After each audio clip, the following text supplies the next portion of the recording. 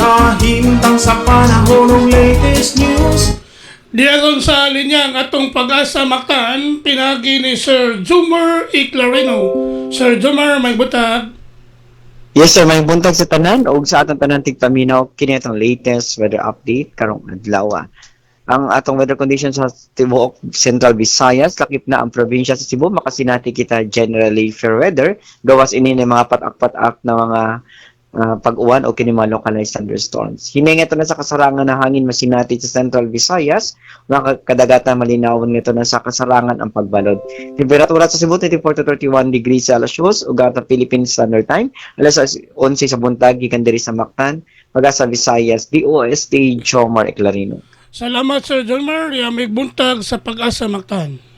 Ay sa pensa, salamat. Good morning sa atong tanan. Okay, good morning.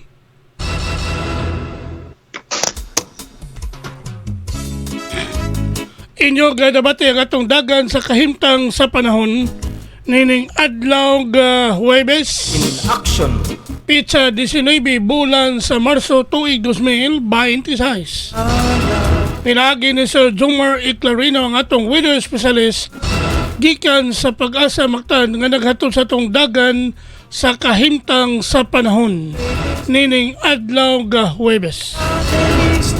Salamat kayo ni Sir Jumar Iclarino o mayong buntag kanatong tanan.